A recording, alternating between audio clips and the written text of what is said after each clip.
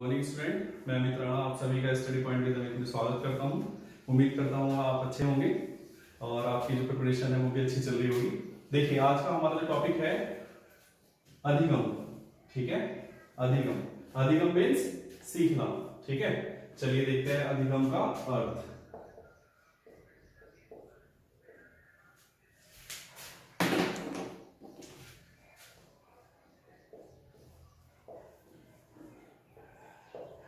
देखिए दोस्तों, अधिगम का अर्थ मतलब जब सीखने वाली बात आती है तो हम जब भी अपने जीवन को स्टार्ट करते हैं, हमारा जीवन जहां से स्टार्ट होता है और जब तक हमारा जीवन चलता रहता है मृत्यु तक, तो जीवन पर्यंत हम कुछ ना कुछ सीखते सिखाते हमेशा अधिगम मतलब लर्निंग करते रहते हैं। ठीक है, जैसे एक छोटा नवजात शिशु जो होता है, ठीक है, ये एक छोटा नवजात शिशु है, जब इस दुनिया में जन्म लेता है तो सबसे पहले वो दूसरों पे डिपेंड होता है।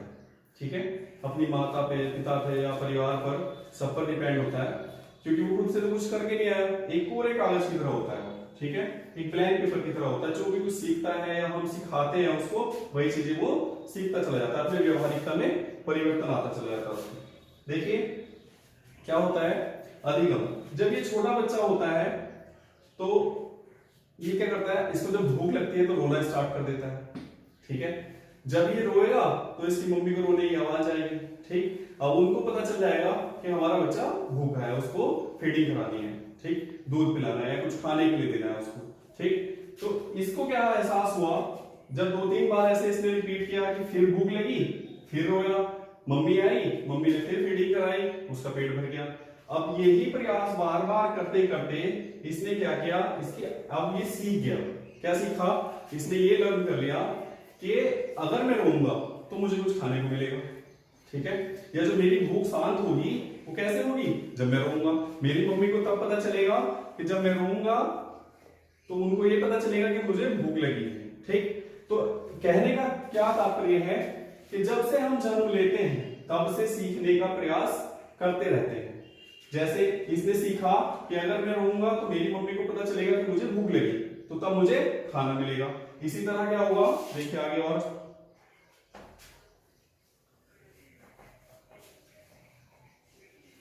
जब हम एक छोटे बच्चे को स्कूल में एडमिशन दिलाते हैं, ठीक है, जब हम छोटे बच्चे को एडमिशन दिलाते हैं तो ये जब स्कूल जाता है इसके लिए सब कुछ नया होगा।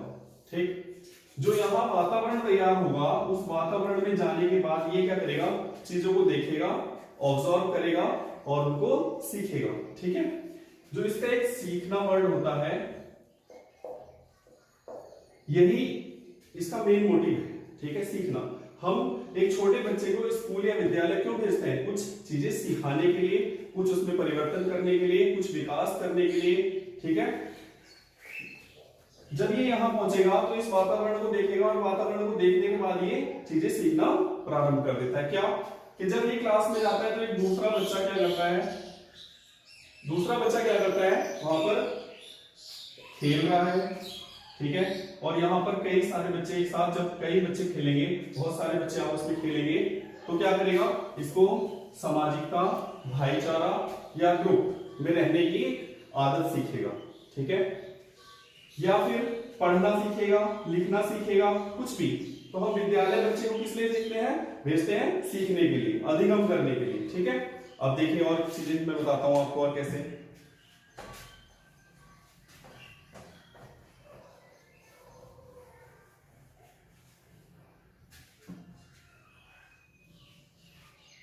देखिए, जब आप एग्जाम में जाएंगे और अधिगम से रिलेटेड एग्जाम्पल देंगे तो सबसे अच्छा एग्जाम्पल मैं बताता हूं कि एक छोटा बच्चा होता है, ठीक, इसको नहीं पता और यहां पर हमने एक दिया जला दिया।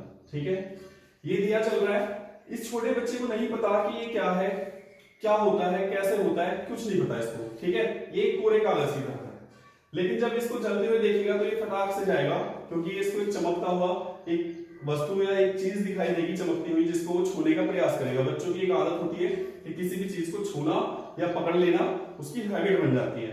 तो ये क्या करेगा, इसके पास जाएगा तुरंत दिए के, ठीक, और दिए को पकड़ने का प्रयास करेगा।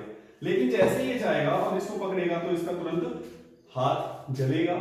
या इसको एक गर्मी का एहसास होगा, ठीक है, कहीं ना कहीं ये हर्ट होगा इससे, ठीक, इसको कहीं ना कहीं ये पता चलेगा कि दिए की जो बत्ती होती है या दिया जो जब जलता है इसमें जो लौ होती है उसको छूने से हाथ जल जाता है, ठीक है। तो इसने ये जब प्रैक्टिकल किया कि जब इसने दिए को छूने का प्रयास किया तो इसका हाथ जलने का इसको एहसास हुआ।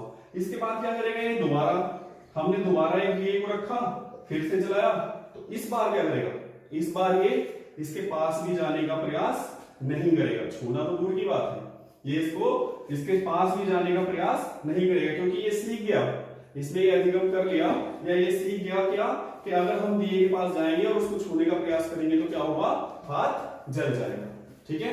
तो हम जब एग्जाम्पल लेंगे एग्जाम में तो ये लिखेंगे कि एक छोटे बच्चे को या एक छोटे बालक के सामने जब हम एक दिया जलाकर रखते हैं तो वो है बालक उस दिए को छूने का प्रयास करेगा या पकड़ने का प्रयास करेगा, जिससे उसके हाथ में कहीं ना कहीं कुछ नुकसान पहुंचेगा, या तो जल जाएगा या उसको गर्मी का एहसास होगा। उसके बाद जब हम दोबारा ये चीज रिपीट करते हैं कि एक छोटे बालक के सामने फिर से दिया जलाकर रखेंगे तो अगली बार वह या नेक्स्ट टाइम वह उसको छूने का प्रयास नहीं करेगा, क्योंकि वह सीख गया क्या कि अगर हम दिए को छुएंगे तो हमारा हाथ जल सकता है, ठीक है। ये हमारा एक एग्जाम्पल है, उम्मीद करता हूं आपको समझ में आ गया होगा। देखिए सीखना ही हमारे जीवन का परम उद्देश्य होता है, ठीक।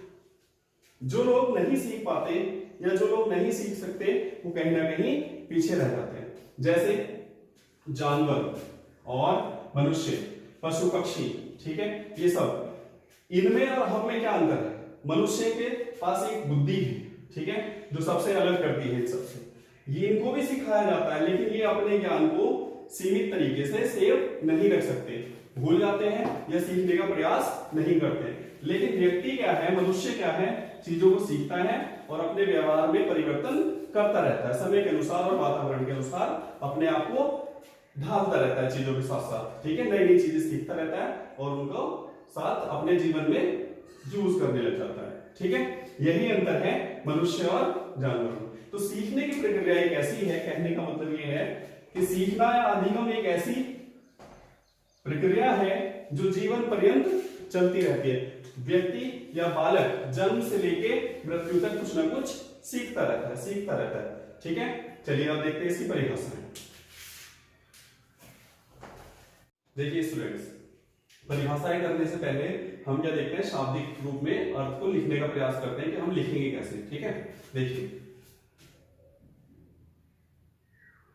अधिगम का अर्थ क्या था, अनुभव के आधार पर, अनुभव के आधार पर व्यक्ति के व्यवहार में होने वाले वांछित परिवर्तन को ही अधिगम कहते हैं, ठीक है। समझ गए क्या? अनुभव के आधार पर व्यक्ति के व्यवहार में होने वाले वांछित परिवर्तन को ही अधिगम कहते हैं। जैसे कि मैंने एग्जांपल समझाया, चाहे तो हम दिया ले लें, चाहे तो मोमबत्ती ले लें और एक छोटे बच्चे को ले लें और ये बच्चा अपने व्यवहार से, इसकी क्या आदत है कि चीजों को छूना या पकड़ लेना, ठीक है। तो इसके व्यवहार में जब ये इसको पकड़ेगा तो इसका हाथ जलेगा कहीं ना कहीं, तो इसके व्यवहार में परिवर्तन होगा। अगली बार क्या करेगा, किसी जलती हुई चीज को या मोमबत्ती को या दिए को पकड़ने का एक प्रयास नहीं करेगा। तो वही चीज है अनुभव। अनुभव, इसको अनुभव हो गया कि अगर हम जलती हुई चीज को छुएंगे तो हाथ जलेगा कहीं ना कहीं, ठीक है। तो अनुभव के आधार पर व्यक्ति के व्यवहार में होने वाले वांछित परिवर्तन को हम क्या कहते हैं, अधिगम कहते हैं, ठीक है। चलिए अब परिभाषा देख लीजिए। देखिए पहली परिभाषा क्रो है, क्रो के अनुसार क्या है, अधिगम आदतों, ज्ञान एवं अभिवृत्तियों का अर्जन है। देखिए अधिगम आदतों, ज्ञान एवं अभिवृत्तियों का अर्जन है, मतलब क्या, हमारी आदतों में परिवर्तन, व्यवहार में परिवर्तन, ठीक है। ज्ञान में परिवर्तन, ये सब क्या है? अधिगम है, सीखना है, ठीक है। आज हम कोई काम गलत तरीके से कर रहे हैं, लेकिन जब हमने किसी व्यक्ति को, दूसरे को वही काम करते हुए देखा और हमने सीखा कि ये काम इस तरह से नहीं दूसरे तरीके से होगा, तो हमारे क्या होगा? ज्ञान में परिवर्तन होगा, व्यवहार में परिवर्तन होगा और फिर धीरे धीरे हमारी आदतों में भी परिवर्तन होने लगता है, ठीक है। जैसे एक हिंदी मीडियम का बच्चा अगर इंग्लिश स्पीकिंग सीखने जाएगा तो जैसा उसको माहौल मिलेगा, जैसे दूसरे बच्चे और टीचर इंग्लिश लैंग्वेज का बोलने में प्रयोग करते हैं, वैसे ही वह बालक इंग्लिश में बोलने का प्रयास करता है, ठीक है। उसी तरह धीरे धीरे बोलते बोलते वो उसकी आदत बन जाती है। क्या बन जाती है? आदत, इंग्लिश में बात करने की और इंग्लिश स्पीकिंग उसको फिर आ जाती है, तो उसके व्यवहार में परिवर्तन हो जाता है और अधिगम में परिवर्तन हो जाता है, ठीक है। चलिए देखते हैं आप गिलफोर्ड के अनुसार। गिलफोर्ड क्या कहता है? व्यवहार के परिणाम स्वरूप व्यवहार में किसी प्रकार का परिवर्तन ही अधिगम है, ठीक है। हम क्या करते हैं, कभी कभी जब चीजें सीखते हैं तो जैसे बालक और मोमबत्ती वाला मैंने एग्जांपल दिया, तो उनका उसका व्यवहार क्या है कि जो भी चीजें उसको अच्छी लगे, चमकती हुई, ठीक है, उसको मन को उससे भा जाए तो उसको पकड़ने का प्रयास करता है, छूने का प्रयास करता है ना, तो वह उसका क्या है? व्यवहार। लेकिन जब वह व्यवहार के परिणाम स्वरूप देख लेता है कि उसका हाथ जल जाएगा, ठीक है, तो उसके अगले व्यवहार में क्या होगा? किसी प्रकार का परिवर्तन हो जाएगा कि वो जलती हुई चीजों को फिर छूने का प्रयास नहीं करेगा, ठीक है। अगला क्या है? देखिए गेट्स के अनुसार अनुभव व प्रशिक्षण द्वारा व्यवहार में परिवर्तन लाना ही क्या है? अधिगम या सीखना है। अनुभव और प्रशिक्षण, ट्रेनिंग, इसको देखिए आप बीएड जब या बीडीसी कर रहे होते हैं, यहाँ पर क्या है? प्रशिक्षण है, ठीक है। इसमें हम आपको सिखाते हैं कि टीचिंग करनी कैसे है, टीचिंग है क्या, चीजें कैसे समझाई जाती हैं, साइकोलॉजी क्या होती है, बच्चे को कैसे समझाया जाता है, ठीक है। तो ये सब क्या है? प्रशिक्षण है। प्रशिक्षण के द्वारा आपके व्यवहार में जब परिवर्तन हो जाएगा और जब आप टीचिंग करने जाएंगे तो वो सारी चीजें आपके व्यवहारिकता में आ जाएंगी, ठीक है। तो ये यहाँ फॉलो करता है, ये चीजें होगी। अब देखते हैं आगे इसकी प्रकृति। देखिए स्टूडेंट्स, अधिगम की प्रकृति होती क्या है? देखिए नंबर 1, अधिगम एक सक्रिय प्रक्रिया है, ठीक। सक्रिय मतलब एक्टिवनेस, ठीक। अधिगम एक सक्रिय प्रक्रिया है। अगर व्यक्ति कोई अधिगम करना चाहता है और वो एक्टिव ही ना हो तो क्या वो सीख पाएगा? नहीं। जब तक हम सक्रिय ना हो, किसी चीज को सीखने के लिए तत्पर ना हो, तैयार ना हो, तो क्या करेगा व्यक्ति? सीख पाएगा? नहीं सीख पाएगा, ठीक है। तो लर्निंग के लिए व्यक्ति को एक्टिवनेस की बहुत जरूरत होती है, ठीक है। दूसरा है हमारा अधिगम व्यक्ति की क्रियाशीलता पर निर्भर करता है। देखिए अधिगम व्यक्ति की क्रियाशीलता पर निर्भर करता है, मतलब सक्रिय तो है कोई व्यक्ति, सीखना तो चाहता है लेकिन करेगा कुछ नहीं, ठीक है। जैसे कोई एक आलसी बच्चा पढ़ने का प्रयास करे और ये कहे कि मुझे टॉप करना है, ठीक, लेकिन आलस उसके अंदर इतना है जैसे पढ़ने बैठता है तो सो जाता है, तो क्या वो टॉप कर पाएगा? नहीं। तो क्या अधिगम व्यक्ति की क्रियाशीलता है। जब तक व्यक्ति क्रिया नहीं करेगा, एक्टिव नहीं होगा, डूइंग नहीं करेगा, लर्निंग बाय डूइंग हुआ या करके सीखने का प्रयास नहीं करेगा, तो वह कैसे अधिगम कर पाएगा? तो अधिगम की जो व्यक्ति की क्रियाशीलता होती है वो किस पे निर्भर होती है? क्रियाशीलता पर, ठीक है। अधिगम क्रियाशीलता के द्वारा ही सीखा जा सकता है। फिर क्या है? अधिगम विकास की प्रक्रिया है जहां व्यक्ति को स्वयं प्रयास करना पड़ता है, ठीक है। अधिगम विकास की प्रक्रिया है, मतलब जब बच्चा छोटा होता है तो वो चीजें कुछ और सीखता है, जैसे ही अपने आप को बड़ा होता है, जैसे उसकी एज बढ़ती चली जाती है या शारीरिक रूप से विकास होता है तो नई नई चीजें सीखने का प्रयास करता है ना। तो विकास की प्रक्रिया, विकास के अनुसार जैसे जैसे उसकी एज परिवर्तन होगी या उसका वातावरण परिवर्तन होगा या सामाजिकता परिवर्तन होगी, वैसे वैसे वो सीखने का प्रयास करता रहता है, ठीक है। अब जैसे स्वयं प्रयास, जब सामाजिक विकास होगा या सामाजिकता सीखने का प्रयास करेगा बालक, तो क्या करेगा? समाज में रहना स्टार्ट करेगा, सामाजिकता को समझेगा, समाज में क्या चल रहा है, क्या नीड है उसकी, ठीक है, कैसे हम उसमें सुधार ला सकते हैं, कैसे हम चेंज कर सकते हैं, ये सब क्या करेगा? स्वयं प्रयास से करेगा। फिर है हमारा अधिगम सकारात्मक में नकारात्मक दोनों ही हो सकता है, ठीक है, दोनों हो सकता है। कैसे? एक बालक अच्छे ग्रुप में रह रहा है, ठीक है, पढ़ने वाले बच्चों के साथ रह रहा है, वह पढ़ना सीखेगा। एक बालक शरारती बच्चों के साथ रह रहा है तो शरारत करना सीखेगा। तो ये किस पे डिपेंड करता है? वातावरण पे।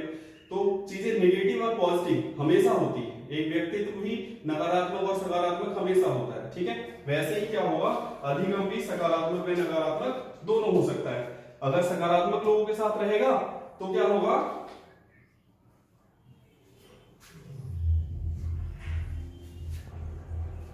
तो अधिगम सकारात्मक व नकारात्मक कैसे हो सकता है, वातावरण के अनुसार। जैसे वातावरण में, जैसे माहौल में या जैसी संगति में बालक रहेगा वैसे ही वो अधिगम करेगा, ठीक है। अधिगम प्रक्रिया उद्देश्यपूर्ण प्रक्रिया होती है, ठीक है।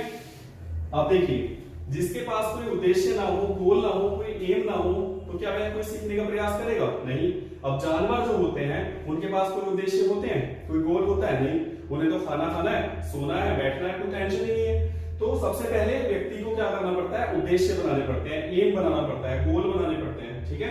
उसके जब सीखते उस उद्देश्य को प्राप्त करने का वह प्रयास करेगा तब चीजें क्या होंगी, बदलेंगी, ठीक है। नए माहौल मिलेगा, नई नई चीजें सीखने को मिलेगी। तो सीखना ही क्या है, अधिगम। अधिगम प्रक्रिया उद्देश्यपूर्ण है। आप उद्देश्य होगा तभी तो चीजें सीखेंगे हम, ठीक है। उसके बाद है अधिगम एक समायोजन की प्रक्रिया है। देखिए, अधिगम समायोजन की प्रक्रिया मतलब एक ग्रामीण क्षेत्र का बालक जब शहरी माहौल में जाता है या वातावरण में जाता है तो वह क्या करता है, अपने आप को उन शहरी माहौल या वातावरण या सामाजिकता में समायोजन करने का प्रयास करता है। वातावरण के बदलने पर या समय के बदलने पर व्यक्ति का समायोजन बहुत आवश्यक होता है। तो यही क्या सिखा रहा है अधिगम। कहने का मतलब यह है कि जब बालक नर्सरी में होता है तो कुछ और चीजें सीखता है, नई क्लास में जाएगा, नए बच्चे मिलेंगे, नए दोस्त मिलेंगे, ठीक है। तो वहां क्या करेगा, वो अपने आप का समायोजन करेगा, मतलब समय के अनुसार अपने आप को ढालना या उसमें समायोजित करना, ठीक है। ये हो गई प्रकृति। अब देखते हैं आगे स्टूडेंट्स, अधिगम की विशेषताएं। अधिगम की जो विशेषताएं होंगी क्या होंगी, अधिगम एक परिवर्तन है, ठीक है। अधिगम एक परिवर्तन है, चेंजेस। जब बालक में अधिगम बढ़ेगा, समय बदलेगा, ठीक है, उसका व्यवहार बदलेगा, उसकी आदतें बदलेंगी, उसकी सोच बदलेगी, तो अधिगम परिवर्तित हुआ कि नहीं हुआ, अधिगम में परिवर्तन होगा कि नहीं होगा। अधिगम एक परिवर्तन है, समाज में बदलेगा, व्यवहार में बदलेगा, जैसे जैसे वातावरण बदलेगा, जैसे जैसे समस्याएं बदलेंगी, ठीक है। तो अधिगम भी परिवर्तन होता रहता है। फिर क्या है, अधिगम संपूर्ण जीवन चलने वाली एक प्रक्रिया है। जैसे मैंने बताया था कि एक छोटा बालक जब जन्मजात बालक शिशु होता है तब से वो अपने माता पिता, भाई बहन, समाज, परिवार से सीखना स्टार्ट कर देता है, और जब तक सीखता है जब तक कि वह बूढ़ा ना हो जाए, ठीक है, वृद्ध अवस्था में ना जाए, मृत्यु तक वह ना पहुंच जाए। तो कहने का मतलब क्या है कि अधिगम जीवन पर्यंत चलने वाली एक प्रक्रिया है, ठीक है। जन्म से मृत्यु तक चलती रहती है, हमेशा कुछ ना कुछ व्यक्ति सीखता रहता है, हमेशा सीखता है, ठीक है। समय के अनुसार उसकी जरूरतें बदलती रहती हैं, सामाजिकता बदलती रहती है, परिवर्तन होते रहते हैं, तो वह सीखता रहता है। फिर क्या है, अधिगम अनुकूलन है। अनुकूलन मतलब एडजस्टमेंट, ठीक है, या समायोजन हो या अनुकूलन हो तो ये एडजस्टमेंट होता है। अधिगम क्या है, एडजस्टमेंट है। मैंने बताया था कि एक बालक नर्सरी कक्षा से दूसरी कक्षा में जाता है या नेक्स्ट क्लास में जाता है तो वो क्या करता है, अनुकूलन, नए बच्चों के साथ एडजस्टमेंट करना सीखता है, समय के अनुसार एडजस्टमेंट करता है। अब केरल का व्यक्ति अगर पूरब में चला जाए, ठीक है, या ठंडे इलाके में चला जाए तो कहीं ना कहीं दिक्कत तो होगी ना। कहने का मतलब यह है कि एक ग्रामीण क्षेत्र का बालक अगर दिल्ली जैसे क्षेत्र में चला जाए जहां पर बहुत ज्यादा गर्मी पड़ रही है तो क्या होगा, वो किसके मौसम के अनुसार अपने आप को एडजस्टमेंट करेगा, ठीक है। तो नई चीजें सीखना या नए वातावरण में ढल जाना या नए माहौल में अपने आप को ढालना, या ये क्या होता है, एडजस्टमेंट, ठीक है। फिर क्या है, अधिगम एक खोज। अधिगम खोज क्यों है, देखिए किसी बालक को हमने क्या किया, बालक छोड़िए, एक हमने थ्योरी पढ़ी हुई है, ठीक है, क्या कि एक बिल्ली को पिंजरे के अंदर बंद कर दिया जाता है और वह बार बार प्रयास करने के बाद उसको क्या है, दरवाजा खोलने की चक्करी मिल जाती है और वो अपने प्रयास में सफल हो जाती है। मतलब क्या, उसको एक समस्या दी गई, ठीक है, कि आप मतलब उसको बंद कर दिया गया पिंजरे के अंदर। उसकी समस्या ये थी कि वो बाहर कैसे निकले। उसने क्या किया, बार बार प्रयास किया और खोज की कि अगर मैं ये वाली चक्करी दबाऊंगी तो क्या होगा, बाहर हो जाएगी या दरवाजा खुल जाएगा, ठीक है।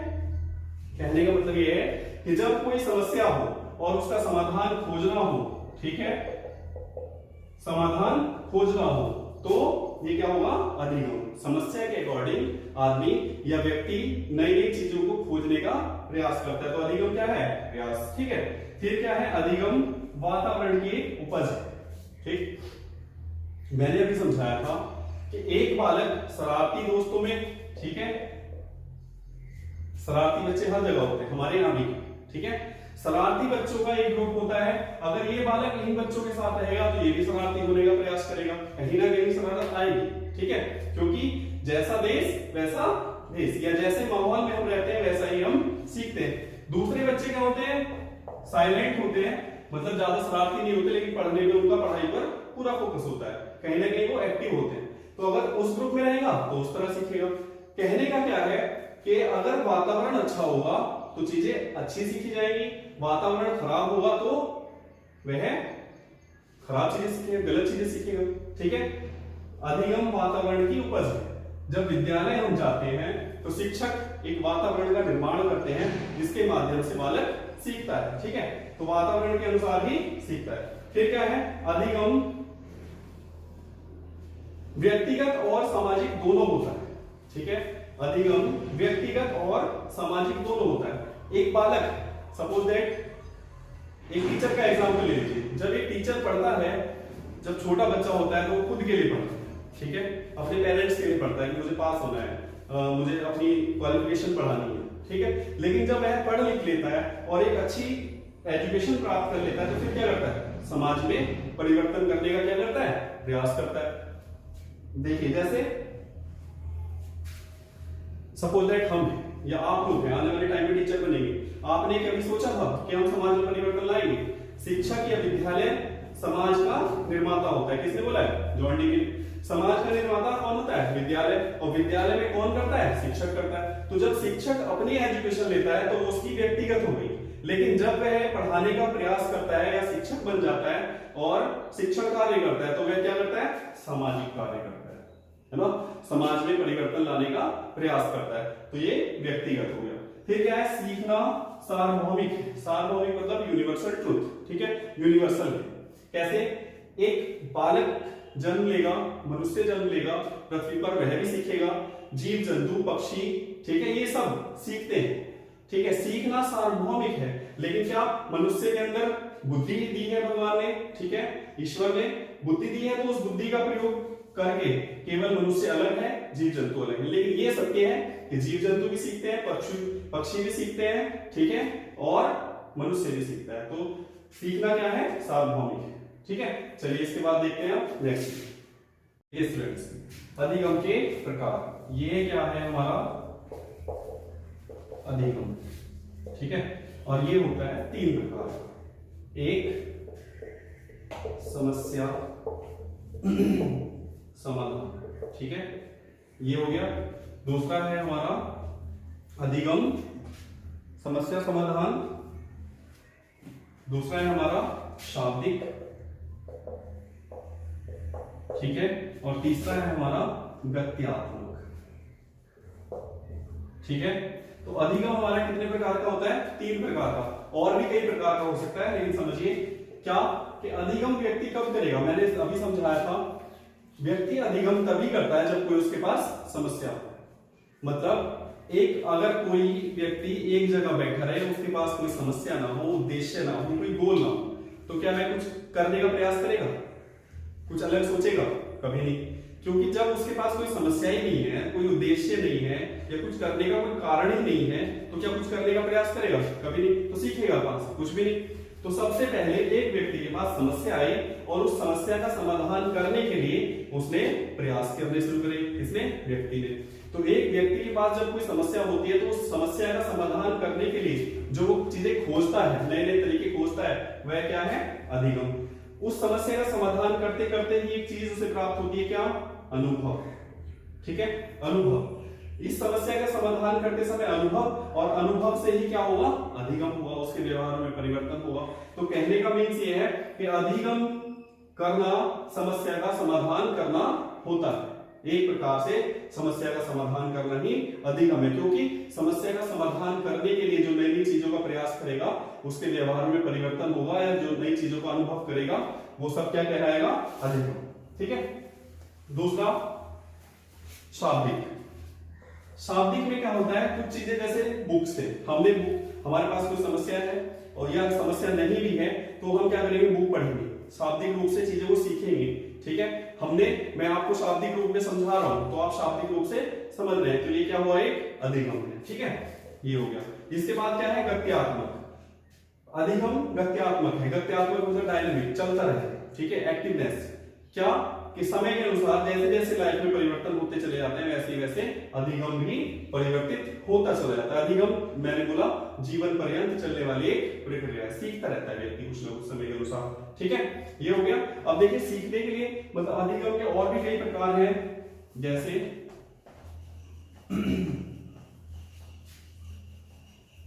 मैंने आपको पढ़ाया था शिक्षण में क्या कि एक स्मृति, ठीक है, अवबोध और चिंतन। ठीक है, ये शिक्षण के भी प्रकार हैं लेकिन ये अधिगम के भी प्रकार हैं। ठीक है, स्मृति मतलब मैंने बताया था आपको एक शब्द रटना। ठीक है, जब बालक सीखने का प्रयास करता है तो वह क्या करता है, चीजों को रटता है। जैसे एक छोटा बच्चा जब स्कूल जाता है और वह नर्सरी में होता है या छोटी क्लास में होता है तो हम उसको 1 2 3, ठीक है, 4 5 6 ये सब सिखाते हैं, ABCD सिखाते हैं। ठीक है, तो जैसे हम उसको सिखा देंगे, जैसे हम उसको बता देंगे वैसे ही वह याद करना स्टार्ट कर देता है। मतलब याद करना मतलब रटना स्टार्ट कर देता है, ABCDEFGHIJK इस तरह से। ठीक है, A for Apple, B for boy, ये सब क्या वो याद करता है, चीजों को रटता है। तो रटना भी एक क्या है, अधिगम है।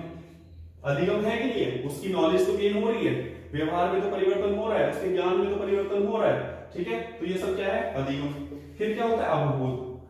अवबोध यहां पर चीजों को क्या करना स्टार्ट कर देता है, वो समझना, दो चीजों के बीच में संबंध को समझना स्टार्ट कर देता है। ठीक है, एक उसने थोड़ी सी कोई हिंट्स लिया और दूसरी स्टोरी को उसने समझा और इन दोनों को जब आपस में रिलेट किया तो उसने क्या एक उसको आपस में रिलेट करके एक यूनिक सॉल्यूशन निकाला।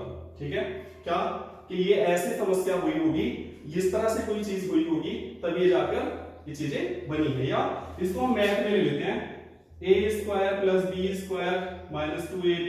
ठीक है, ये फॉर्मूला ले लिया। ठीक है, a² + b² का होल स्क्वायर। ठीक है, तो ये सब क्या है, चीजें समझना है। ठीक है, यहां मैथ में सबसे ज्यादा अवबोध स्तर की जरूरत होती है, चीजों को समझता है। ठीक है, उसके बाद हमारी क्या होती है, चिंतन। चिंतन क्या होती है, थिंकिंग लेवल। थिंकिंग लेवल में क्या होता है, हम जब बालक को कोई चीजें समझाते, सिखाते हैं, पढ़ाते हैं तो वो चीजों को समझता है और उसके बाद अपने एक तार्किकता या अपनी थिंकिंग का यूज करता है। समझ रहे हैं, ये हो गया। चलिए, ये हो गया आपके प्रकार। इसके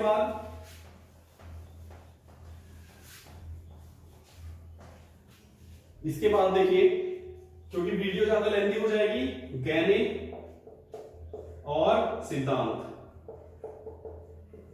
ठीक है, गहने और सिद्धांत मैं दूसरी वीडियो में इसी चैप्टर या इसी टॉपिक पर, ये दोनों टॉपिक इंपॉर्टेंट होते हैं, यहां शॉर्ट क्वेश्चन आने के 100% चांस होते हैं, लॉन्ग में आ जाएगा। ठीक है, इसकी वीडियो में दूसरी बनाऊंगा। देखिए, कुछ बच्चे कह रहे थे कि सर हमें ये समझा दीजिए कि तैयारी कैसे करनी है। मैं आपको बता दूं, हर सब्जेक्ट की देखिए CD, कंटेम्परेरी और learning and teaching, BEd first year में तीनों एजुकेशन बहुत इंपॉर्टेंट है। ठीक है, तीनों एजुकेशन का सॉल्यूशन मैं करा रहा हूं, चैप्टर वाइज, टॉपिक वाइज करा रहा हूं। जितने टॉपिक या जितने हमारे चैप्टर होंगे उस हिसाब से मैं सॉल्यूशन करा रहा हूं, चीजों को समझा रहा हूं।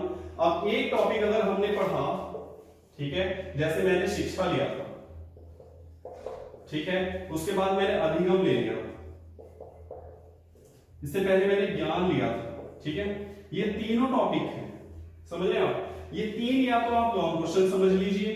ठीक है, इन तीन से ही कई सारे आपके शॉर्ट क्वेश्चन बनेंगे, समझ रहे हो। तो एक वीडियो देखने से या एक टॉपिक समझने से आपके कम से कम एक लॉन्ग क्वेश्चन और 2-3 शॉर्ट क्वेश्चन तैयार हो रहे हैं। ठीक है, यहां आपने बीएड की जब हम तैयारी करते हैं तो आपको चीजें रटनी नहीं होती, केवल समझनी होती हैं और अपनी बौद्धिक क्षमता का यूज करके अपनी भाषा में, अपनी लैंग्वेज में कॉपी में लिखना होता है। ठीक है, और उम्मीद कर रहा हूं कि मैं जितने चैप्टर या जितने पॉइंट आपको समझा रहा हूं वो सब चीजें आप समझ रहे होंगे, ठीक है, तैयार हो रहे होंगे। एक चीज आप मिस्टेक कर रहे हो, जितने भी बच्चे वीडियो देख रहे हैं, मुझे लग रहा है लास्ट तक वीडियो देखने का प्रयास ही नहीं कर रहे, ठीक है। जब तक आप पूरी वीडियो नहीं देखेंगे, पूरा कॉन्सेप्ट नहीं समझेंगे, तो चीजें कैसे समझ में आएंगी आपको? नहीं आ सकती ना। आप वीडियो देखिए, ठीक है, मेरी पढ़ाई हुई क्लास को देखिए, उसके बाद बुक को एक बार पलट के देख लीजिए, नोट्स जो मैंने बनवाए हैं, या बुक पलट लीजिए, तो आपको सारी चीजें समझ में आ जाएंगी, ठीक है ना। तो कहने का मीन्स ये है कि आप वीडियो को पूरा देखें, क्लास को पूरा लें, चीजों को समझें, ठीक है। कोई दिक्कत है तो कमेंट में हमें लिख के बताइए, मैं उसमें परिवर्तन करने का प्रयास करूंगा टीचिंग में, ठीक है। जो चीजें छूट रही होंगी उनको जोड़ने का प्रयास करेंगे। और लास्ट में एक ही बात कहूंगा कि चैनल को लाइक करें, सब्सक्राइब करें और शेयर करें, ठीक है। बहुत जरूरत है इन चीजों की। Thank you.